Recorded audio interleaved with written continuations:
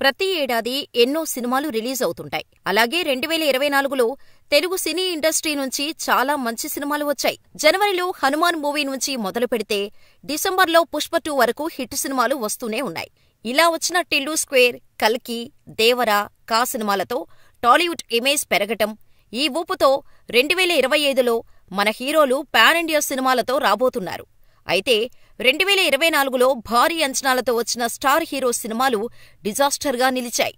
అంతేనా, స్టార్ హీరోలను నమ్మి డబ్బులు పెట్టిన నిర్మాతలను, డిస్ట్రిబ్యూటర్లను, బయ్యర్లను, చూడటానికి వచ్చిన ప్రేక్షకులను కూడా నిండా ముంచేశాయి. ఆ సినిమాలేంటో తెలుసుకుందాం. విక్టరీ వెంకటేష్ అంటే విజయాలకు మారుపేరు. అందుకే ఆయనకు విక్టరీ అనే ట్యాగ్ ఇచ్చారు అభిమానులు. చాలా వరకు రీమేక్ సినిమాలతో విజయాలు అందుకొని స్టార్ హీరోగా ఎదిగాడు వెంకీమామ. అయితే వెంకీమామ 2024 జనవరి 13న సంక్రాంతికి సైంధవ్ చిత్రంతో వస్తున్నాడంటే ఫ్యాన్స్ సంబరాలు చేసుకున్నారు. హిట్ 1, హిట్ 2 సినిమాలను తీసిన డైరెక్టర్ శైలేష్ కొలను ఈ సినిమాను తెరకెక్కించడంతో రిలీజ్కు ముందు అంచనాలు పెరిగాయి. కానీ సినిమాలో వెంకీమామకు బలమైన ఫన్, ఫ్యామిలీ ఎలిమెంట్లు, ఎమోషన్స్, సెంటిమెంట్ వంటి అంశాలు లేకపోవడంతో ఈ మూవీ నెగిటివ్ టాక్ తెచ్చుకొని డిజాస్టర్ అయింది.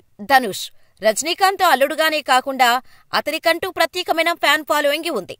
తన సినిమాలతో తెలుగు ఆడియన్స్ ని పలకరిస్తూనే ఉన్నాడు. లాస్ట్ ఇయర్ సార్ మూవీతో తెలుగులో సాలిడ్ హిట్ అందుకున్నాడు. ఈ సినిమా తమిళంలో కంటే తెలుగులోనే మంచి వసూళ్లను రాబట్టింది. సార్ వంటి సాలిడ్ హిట్తో బాక్సాఫీస్ దగ్గర హిట్ అందుకున్న ధనుష్ తాజాగా కెప్టెన్ మిల్లర్ సినిమాతో పలకరించాడు. తమిళంలోనూ ఓ మోస్తరు టాక్ తెచ్చుకుంది. సంక్రాంతి సీజన్ కాబట్టి కాస్తో కూస్తో వసూళ్లు వచ్చాయి.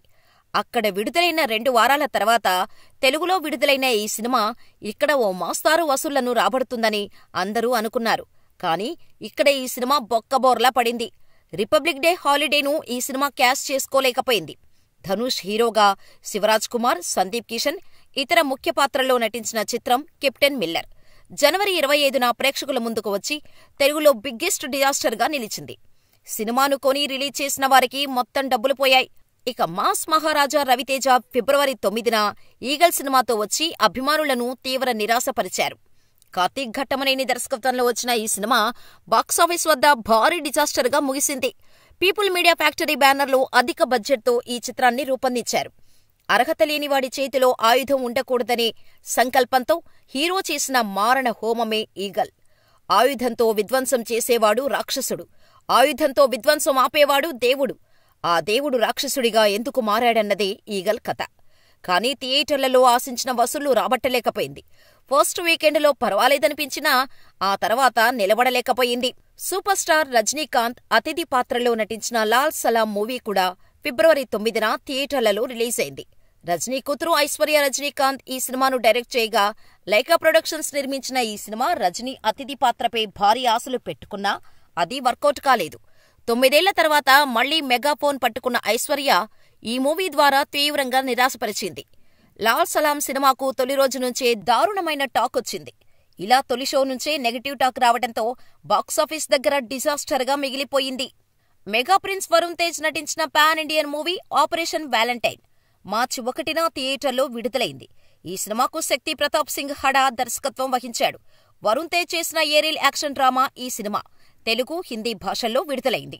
కానీ బాక్సాఫీస్ వద్ద ఘోర పరాజయం చవిచూసింది. ఎన్నో అంచనాలతో సోనీ పిక్చర్స్ ఈ సినిమాను భారీ బడ్జెట్తో నిర్మించింది.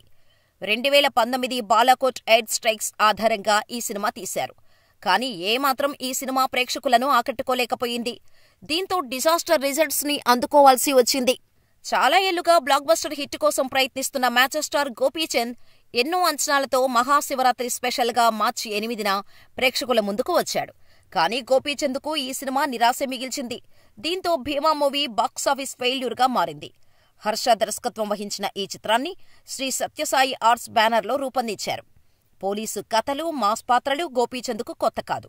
పురాణ నేపథ్యం, ఫ్యాంటసీ అంశాలతో ముడిపెడుతూ కథని మలిచిన విధానమే ఈ సినిమాకు ప్రత్యేకత. ఆ అంశాలతో కథలో కొత్తదనం వచ్చినా దర్శకుడు మళ్లీ అదే పాత ఫార్ములా సన్నివేశాలతో సినిమాను తీయటంతో బాక్సాఫీస్ వద్ద డిజాస్టర్గా నిలిచింది. రౌడీ స్టార్ విజయ్ దేవరకొండ నటించిన The Family Star movie April 5న రిలీజ్ అయి ప్రేక్షకులను డిసప్పాయింట్ చేసింది. పేరులో ఫ్యామిలీ ఉంది కానీ థియేటర్లకు మాత్రం ఫ్యామిలీ ఆడియన్స్ పెద్దగా రాలేదు. పరశురామ్ తెరకెక్కించిన ఈ చిత్రానికి దిల్ రాజు నిర్మాతగా వ్యవహరించారు. అక్కడక్కడా పొడి సన్నివేశాలు ఉన్నప్పటికీ చాలా వరకు సరదా సన్నివేశాలతోనే ఈ కథ నడుస్తుంది. హీరో, హీరోయిన్ పాత్రలపై మాత్రమే ఫోకస్ చేయటం, వాటితో సమానంగా మిగతా ప్రధానమైన పాత్రలను అల్లుకోకపోవటం ఒక లోపంగా కనిపిస్తోంది. అలాగే కథనంలో వేగం లోపించటం కూడా కాస్త నిరాశపరుస్తోంది. లేదంటే ఈ సినిమా మరో గీత గోవిందం అయ్యుండేదేమో. కానీ చివరికి మంచి ఓపెనింగ్స్ వచ్చాయని మేకర్స్ పోస్టర్లు వదిలినా ట్రేడ్ వర్గాలు మాత్రం ఫైనల్గా బాక్సాఫీస్ ఫెయిల్యూర్ అని డిసైడ్ చేశాయి.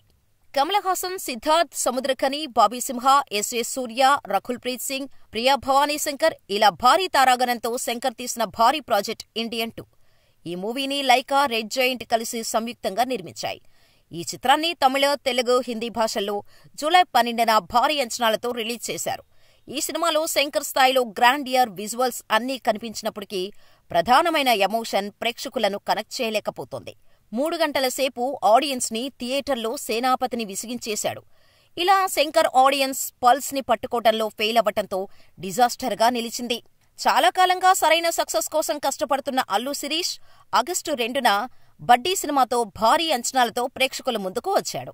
ఫ్యాంటసీ యాక్షన్ సినిమాగా శామ్ ఆంటోన్ ఈ సినిమాకు దర్శకత్వం వహించగా కె.ఇ. జ్ఞానవేల్ రాణా నిర్మించారు. తమిళ్లో హిట్టైన టెడ్డీ మూవీకి అడాప్షన్ సినిమా ఇది. కానీ థియేటర్లో ఈ సినిమా జనాలను పెద్దగా ఆకట్టుకోలేకపోయింది. దీంతో అల్లు వారబ్బాయి శిరీష్ ఖాతాలో మరో ఫ్లాప్ పడింది.